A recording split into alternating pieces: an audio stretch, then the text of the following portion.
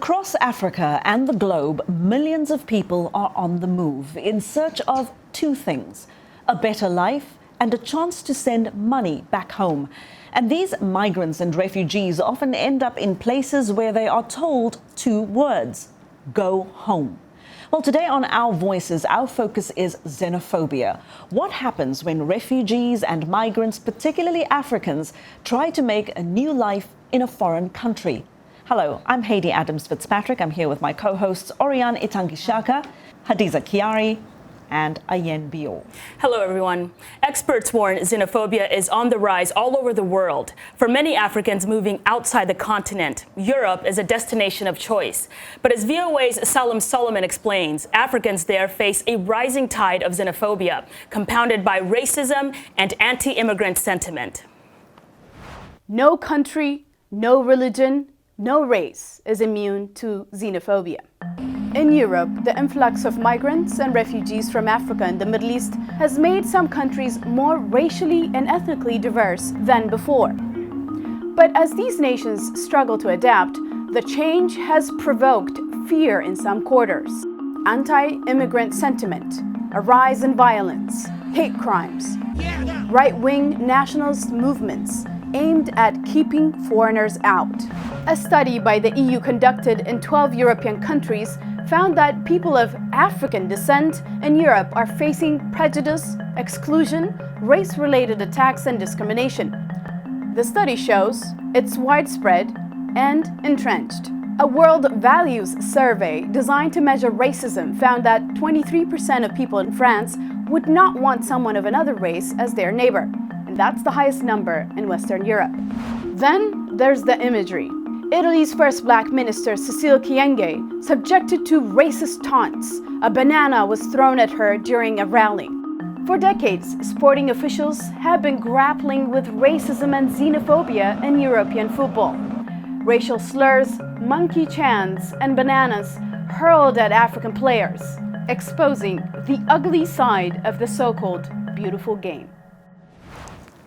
Salam Solomon, they're putting things into perspective. You know, you really cannot talk about xenophobia without talking about racism, I believe, because the one feeds into the other. That's right. You know, I think sometimes it's racism that compounds xenophobia. I feel that the one is rooted in the other. So I think those two go together, and that's at least what I think is the experience of many people. Yeah, absolutely. But I think it's also important to make a distinction between xenophobia and Afrophobia, because we've heard from a lot of Africans all over the continent and outside the continent who say that there is racism targeted towards them that they don't see against other immigrants from, say, Europe, or the US, or Australia. And so that distinction is also very important. All the different layers. Right. Yeah. I feel like if we have to talk about racism or xenophobia, there's no way we cannot talk about Trump. I mean, his immigration policies have demonized people not born in the U.S. under the guise of protecting Americans. Brown people not born in the U.S. is what a lot of people say. That's right, Ayen, that's right. He has been consistently called out for his using derogatory words to describe Africans. I mean, it's all over his tweets. Well, I think, you know, when public figures make sort of inflammatory statements that fuel xenophobia and racism and sort of ethnic intolerance, I think they're capitalizing often on racism that is already there. I've always believed this, even being South African, I've always been able to recognize that about this country. I've always felt that there's racism just beneath the surface, and that's like a fertile ground for issues like xenophobia. And I think when you see politicians and public figures make these inflammatory statements, and you see these right-wing nationalist, very nativist backlash against people who are from other places and where Africans have experienced, I think that's where they feel, when they feel emboldened, when they feel that there is a platform for their racist agenda. Yeah, I mean, and if you go back to the explainer, the 23% in Europe, the 23% population who said that they would not want to have another race as their neighbor, neighbors. I guarantee you, if they had Kylian Mbappe, the black, soccer player millionaire, as their neighbor, they would not be as discriminatory. And that's why you realize that, at the end of the day, it comes down to economics and what these Africans have to bring to Europe. I mean, we remember that young man from Mali, Mamadou Gassama, who had to climb up and catch the baby for him to get his respect and for him to have his citizenship. So a lot of times you realize that what you can bring to the table and what you can bring to these countries. When you're at the bottom, like you're in Africa, said, right? But got the baby, you're French. But there are some countries that have seen a decrease of influx of Africans seeking, asylum. One of them is Israel. The number of refugees applying for asylum has dwindled tremendously. I mean, this is because obviously the government has completed the construction of a barrier along its border with Egypt to prevent them from gaining entry into the country. Since then, Israel has made numerous efforts to coax illegal immigrants, mostly Eritreans, Ethiopians, and South Sudanese, to leave the country or face indefinite incarceration in transit camps. He has called them infiltrators. Wow. But we see these tensions happening all over the world. You mentioned South Sudanese and Haiti. You also mentioned the role that politicians play. In Australia, it's interesting because you see South Sudanese at the intersection of how politicians influence race relations in a particular country. Malcolm Turnbull, he's the former Prime Minister of Australia. He came under fire last year because he used the term gangs to describe a rise of crime in Australia, in Melbourne in particular. And the South Sudanese there in Australia say that they are unfairly targeted by the media and by politicians, and they are blamed for the crime in Australia when, in fact, if you look at the stats carefully, you'll see that the South Sudanese account for just over 1% of crime, whereas Australian-born and New Zealand-born people are the ones who are responsible for most crime, about 75%. And that's very true. And we can see right now that South Africa is in the media and it's being the poster child for these violent behaviors, but I can guarantee you, as we've seen, it's all over the world. Recently, actually, we got a report in the Central Africa Service of Burundians being frowned upon because they're going into Congo because of the economic situation in Burundi, and they are apparently taking jobs of the locals, the small jobs that the locals do not want to do. They're being accused of working longer hours for less pay. So, I mean, we're seeing really all over the place. Well, but one person that has impressed me was Germany's Chancellor Angela Merkel. I definitely admire her for risking her political career when she admitted 1.1 million refugees in 2015. I think they need them.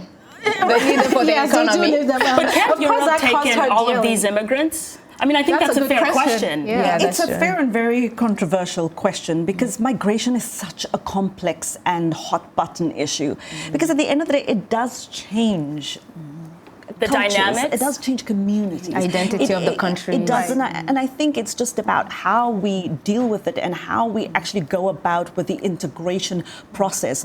Where do we educate people that, multiculturalism is a good thing. No one is to destroy the culture of the other. And I really agree with Sudanese billionaire Mo Ibrahim when he says, immigration is healthy. It shouldn't be seen as a disease. It's about aspiration and not always desperation. I think the media can play a very important part in that. And we're going to talk about all of this, including the poster child for xenophobia, South Africa, in the next segment after the break. What do you think about the increase of xenophobia we're seeing around the world? And what should be done to eliminate it? Tell us on social media. We're on Facebook, Twitter, and Instagram. Our handle is @VOA Our Voices. Use the hashtag VOA Our Voices. Xenophobia in South Africa has been in the news again. After the break, we'll take a look at what's behind the violence and what's being done to stop it and what's at stake in that country and on the continent. We'll be right back. Like Voice of America on Facebook.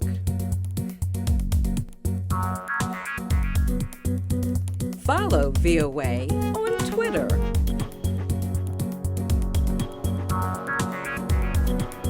Join VOA on our YouTube channel. Like, follow, join VOA. Welcome back. We're talking xenophobia and the rise of anti-immigrant sentiment around the world and in Africa. Of the 36 million Africans on the move worldwide, 19 million stay on the continent, many heading to what they see as Africa's most prosperous nation. Makwere is South African slang for foreigner.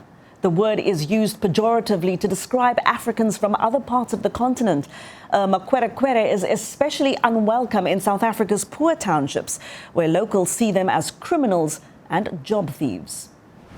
In Africa, there's an illusion that South Africa is Europe in Africa. So when you come to South Africa, you have big imaginations. The illusion dies and fades away when you see that it's not far different, but it's better than our country. Amuka Roberts' dream of working at a top South African restaurant didn't come true.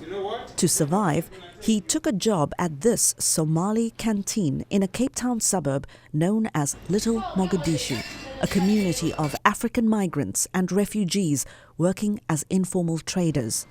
They keep to themselves for safety.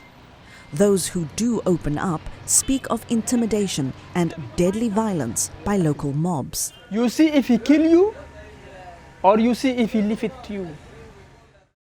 At a Cape Town non-profit for refugees, I meet Yusuf Hussein. He fled the Somali conflict in 2010. He was given asylum, but fled for his life again when Somalis were targeted in his South African township. At gunpoint, Hussein and his friends were told to leave, accused of taking jobs and living off government welfare. I did not come from Somalia to get social grants. I came here because I wanted safety. We have to be very careful when we're discussing xenophobia. I think it's a very sensitive topic in South Africa, and we need to be very gentle around our analysis of it. I think we've got to really look at what are the real triggers and what are the real problems in our society, and be able to find really good solutions to those. South Africa's impoverished townships are a wasteland of broken promises, where the country's black majority endure crippling unemployment, rampant crime, and a lack of housing and basic services. Locals direct their anger at other Africans who come here in search of peace and economic opportunity. How cruel are they? Because all this. Many South Africans welcome other Africans, but xenophobic rage and rhetoric dominate headlines. We cannot allow foreigners, even legal foreigners, to do small businesses in South Africa. That is for South Africans only. Ben Ngubane and his African Basic Movement channel the US president's deportation of undocumented foreigners, tougher border control, South Africa first. In Washington, South African professor Piwokushle Mnyandu says what's happening is a symptom of a larger problem. We must have an honest conversation around the issues of aspiration, developmental dreams that have been shattered across many African countries.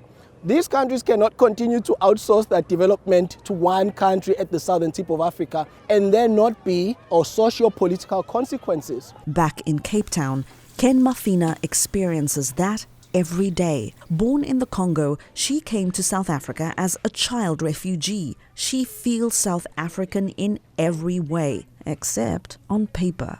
There's so much opportunities here in South Africa, and I can't get it because I'm a refugee. Mafina is now thinking of going back to Congo and walking away from the only place she has ever called home. Well, in March, the South African government launched a national action plan to combat xenophobia, racism and ethnic intolerance. But on the same day, violence broke out between South Africans and foreign nationals near the city of Durban. Several people were injured and there were reports of deaths. And human rights activists point to the fact that no arrests have been made. And that's kind of the story. Since 2008, no one has been convicted. No one has been prosecuted for, these violent acts against foreign nationals. It really speaks to that this is happening and that there is a lot of impunity, and that keeps this cycle going. I can see it in everybody's faces, and this is a question I've had to answer so many times in the last few years. What on earth is going on in South Africa? Because South Africa, for many Africans and many Africans in the diaspora, we see it as a very prosperous country. The economy is booming, the tourism is booming, and we wonder, why can we come and take part of that economy boom, that enjoy that economy in South Africa? I mean, it's known to be the Europe of Africa sometimes. Well, you know what South Africa does very well, and that is sell itself as a destination of choice. It sells itself. If you want to experience the best in Africa, come here. You can do business here. You can come and have a great vacation here. Come and see the prosperity, see the economic success in the new democratic South Africa. And what it doesn't really show is that South Africa is still the most unequal country in the world. We never show to the same extent the inequality that exists. So when Africans from other parts of the continent see the success and they see, well, I will go south, and maybe go and make a go of it there. When you're poor and your options are limited, or you are fleeing hardship elsewhere on the continent, those are the people who don't walk straight into the prosperity. Those are people who walk straight into the economic inequality. Because at the end of the day, black people in South Africa are in the majority, but the majority of black South Africans are poor. They live on the periphery of the economic hubs of the cities. They also live on the periphery of the economy. I just want to ask you, I've been wondering if inciting violence is not a crime in South Africa, because we have several, politicians from your country who have not been persecuted for hate speech. And on top of that, I don't know what the government is doing overall, their response to all this mayhem. This is a big question. I mean, I think it's a global question as well. Where does free speech end and hate speech begin? And that is something that we've seen a lot of. People have been taken to the South African Human Rights Commission, like King Zwelithini, the king of the Zulus, for making what people say hateful statements and remarks. Look, in South Africa in general, political leaders and public figures, and especially politicians who have failed to deliver on housing, who have failed to deliver economic and social services to poorer South Africans, are very quick to jump on the bandwagon and say, look, foreign nationals that's the problem. They're stealing your jobs. They're the reason for high crime rates, instead of actually doing their jobs and delivering. There's the Africa Diaspora Forum, which is a type of watchdog that tracks these statements by public figures in South Africa. They have said that, they believe that South African politicians, especially in the run-up to the election that just happened, that they have been influenced by the rise in sort of nationalist rhetoric and policies that we see in the rest of the world. Especially UK and US. But I've seen experts say that there's a decrease in police visibility in South Africa, and a lot of people say that corruption is to blame for that. Corruption has weakened the crime-fighting capacity in South Africa. And so I wonder why politicians are quick to point the finger at immigrants when, in fact, they're not backing up their resources to make sure that the police can be out there fighting crime in the first place. Because, foreign nationals in South Africa are easy scapegoats. What everybody wants when they come to South Africa is this. This is the green ID book. Without this, you are actually persona non grata in South Africa. You cannot access many of the services. You are not a citizen. It is almost as if you don't exist. This is what makes people vulnerable to attacks, to exclusion from society. As you said, if they cannot trust in the police, if the police, is not really providing the security, I'm wondering for the rapes that we know of South Africa, known to be the rape capital of the world. If a woman doesn't have that, going to the police is almost as if... And that's for South African women. Imagine if you are a refugee, if you're any type of asylum seeker, or if you are a migrant and you do not have this green ID book. As a South African, you struggle to get the police's attention to your stories. Imagine if you're a woman. Speaking about refugees, I mean, what do you see more as far as, migrants? Is it mostly migrants in search of economic relief, or victims of catastrophic events? All of the above. And I think at the end of the day, when people are are in the townships and where people are scrambling for resources. Nobody's going to ask you, did you come here because of climate change? Did you come here because you're looking for economic opportunity? Wow. You're foreign, you're a makwere, you don't belong. And there's great concern that the country is losing its sort of moral way. South Africa likes to see itself as sort of having moral leadership on the continent. And in fact, if you Google search xenophobia, you will undoubtedly get a hit for South Africa. And I wonder why that is. And I also see in other parts of the world, America, Italy, you see these identity politics play out where the Americans say that they don't want any immigrants to come because they will change the face of America. And a lot of people have said that that sentiment in and of itself is racist. But I wonder if you see any of those same identity politics happening in South Africa as well. Yes, and that is the whole idea behind calling people makwere. You're not from here, you don't belong, you are not South African, you're not Zulu, you're not Xhosa, you're not one thing or the other, you don't fit. And I think that is also what some public figures who have made very inflammatory remarks have been jumping on this bandwagon, that they are changing the feel and the look of the country. Because when people come into the country, they bring culture with them. Yes, they bring a way of living with them. They bring religion with them. And they also bring language. And language is a very, very sensitive issue in South Africa. We have 11 official languages, but it can be a touchy subject. So if you don't speak English, life is incredibly hard for you in South Africa. So, Hayde, we often hear that the people that come from the other countries in Africa, they're draining the economy, they're draining the healthcare system. How is that true?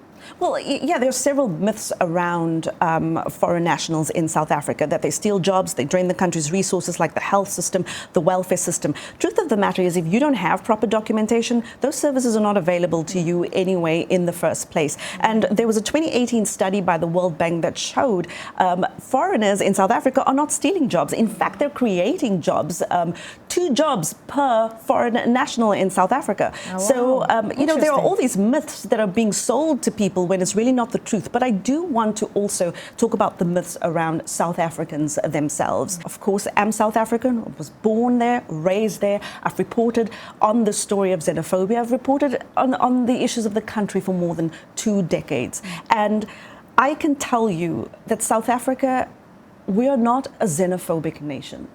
These incidents are sporadic, they happen in pockets, and they are very targeted and very directed. There are many similarities to what we see in the United States, but there are also very many differences. The United States is sort of more of a melting pot. South Africa is by its very nature more of a mosaic, where people can come and live and celebrate their culture and live side by side. I know that side of South African tradition and culture as well. I've met many foreign nationals who are suffering, but I have also met many who have managed to find success, acceptance, and who have been welcomed into South Africa. And I also want to say this very important point. When the media portrays these stories as Africans, you know, hating other Africans, as violence from one African towards another, there are far more South Africans who are black, who live in the townships, and who know and understand that foreigners are not the problem, and who welcome people from other countries on the continent. There are people who go out on the streets who are poor and who have very little themselves too, and who are protesting and saying no to xenophobia, and everyone is welcome in South Africa. So when we're dispelling myths, I also want to say that, because that's a very important point that I think the rest of the continent needs to see as well. And in fact, coming up after the break, we're going to meet 2 women who are fighting Afrophobia and xenophobia. But before we get there, we asked some of you whether you think South Africa should accept all asylum seekers, refugees, and migrants from the continent. To me, what hurts me more than anything is the black on black hate, because if we look at South Africa, for example, I believe that immigrants are more than just black people. We've got immigrants that are coming from different countries, but the attack is always seems to always focus on black people or people of color. And to me, it just reveals a form of self-hate. It also reveals the government's inability to educate and inform its citizens. Yeah, I meet a lot of people here out of Africa, you know, Botswana, Zambia, Zaire, yeah, Mozambique, Tanzania. But these people are good, you know, and you know, they also struggle like we struggle, you know. And to make a living in Cape Town, yeah, we survive.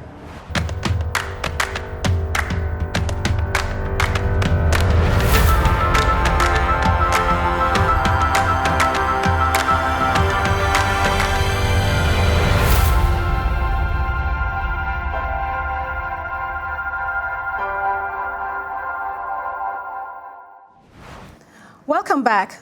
Everyday women across Africa and the African diaspora are doing extraordinary things in the fight against Afrophobia.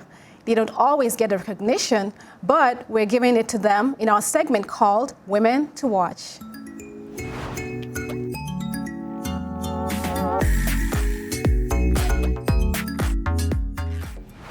We're watching the first black member of Italy's cabinet, Cécile Kyenge. She is the country's Minister of Integration. Cécile is an eye surgeon born in the Congo. She says she's not surprised by the harassment, the abuse, and the xenophobia aimed at Africans. She faced years of racial attacks and abuse. She's been called a monkey and told she has the face of a housewife. Kyenge believes that the attacks are aimed at shutting her up, something she won't do. She said the key to ending xenophobia is to build inclusive societies and amplify voices of tolerance and respect.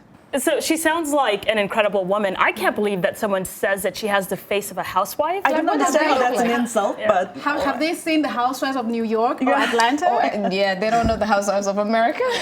She sounds really great. Well, this next woman is a change maker, a peace activist, and a passionate Pan-African. Her name is Sophie Kanza. She runs a foundation that raises awareness around Afrophobia and focuses on peace building and social cohesion. Sophie created a short film about the xenophobia between Africans. She's produced a documentary, Singa Bantu, We Are Human. It's an Afrophobia awareness short film. While some African countries embrace the idea of open borders with visa-free travel, Sophie's work focuses on the mental borders that remain in the minds of some Africans. And yet another great woman to watch. Absolutely. I want to see that short film. Absolutely. Who do you think deserves a shout out? Use the hashtag VOA Our Voices and tell us who you think is a woman to watch. Be sure to watch Our Voices on the VOA website, where you can find the world's top news stories. And we leave you with a quote from South African film and television actress and human rights activist Nomzamo Mbata, who was appointed as a UNHCR Goodwill Ambassador in January 2019. Since her appointment in 2017 as an advocate for the UNHCR's Luku campaign, Nomzamo has fielded 4 missions to refugee camps in Malawi, Kenya, and South Sudan. Nomzamo used her voice to say, "No one flees their land of birth, their home, out of choice. We need to do better. We need to end the intolerance of one African to another. We too were housed and tolerated in the dark days of apartheid." And I can certainly agree with that. And that is our show this week. From all of us here at Our Voices, thank you so much for watching. We'll see you next time. Goodbye.